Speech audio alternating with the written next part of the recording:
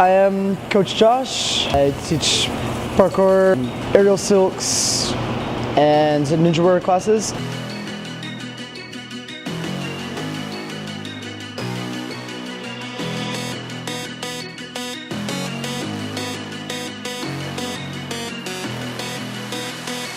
As far as parkour, I've been doing for the last 4 to 5 years. Aerial silks, I started when I started Firestorm, which was about 8 months ago. And ninja warrior, I mean, I've been training any form of obstacle courses, setting them up since I was a kid. That was always my passion. So ninja warrior before I ever heard of ninja warrior. That was definitely after parkour though. I had not heard about it or knew about it until about 3 years ago. But obstacle courses or just setting up challenges was definitely always my passion. My goal has always been to just kind of embrace different challenges. If it was something that was a fear growing up, I'd try to push myself into that situation. If it's a different obstacle or just a different physical challenge that got in the way, I would try to embrace as much as possible. Anything that held me back, it became my obsession. And that was what brought me into parkour and then brought me into obstacles. Speaking of gyms in the area, I came across Firestorm, and then I started looking into it and completely fell in love with just this whole facility and how everything is structured over here. And then as soon as I came in, I officially fell in love with it, because that's when I ended up meeting Coach Justin and Glenn, talked to them for a little bit, let out an application, and a few months later I got called just to come and train and hang out, and then it branched out from there.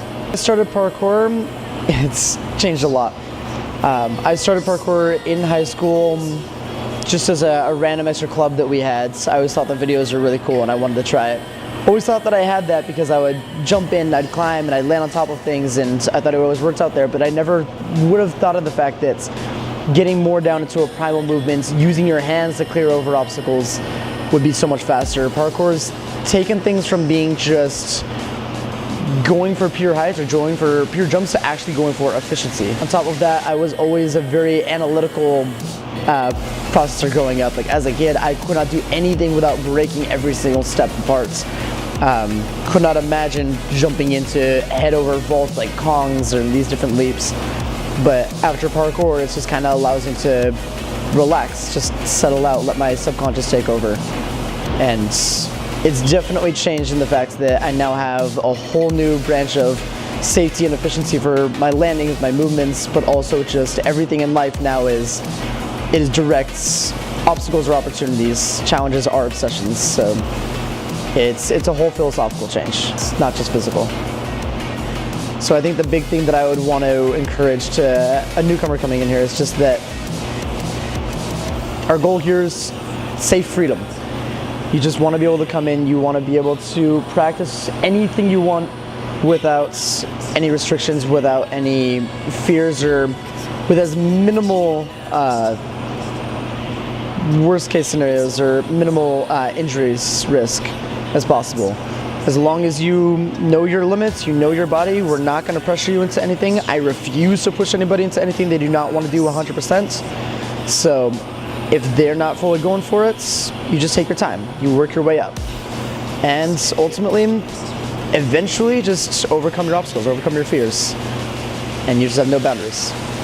The most inspiring thing is watching these kids that come in, watching the kids who have, kids or adults who have spent their lives always being told, like, don't go over here, you're gonna get hurt. You see kids who have grown up in fear, and they've just either grown up in fear or just been adapted to actually hard situations, and watching them start changing their minds, start to control their fear into something that will actually progress and help them to keep them safe, as opposed to something that's going to limit them.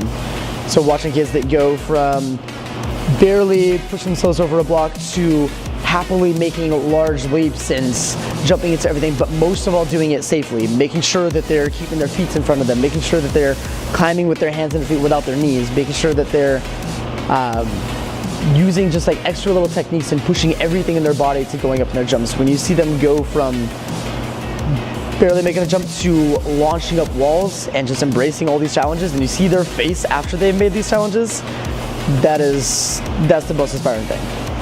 There's no parallel to watching somebody overcome a new challenge.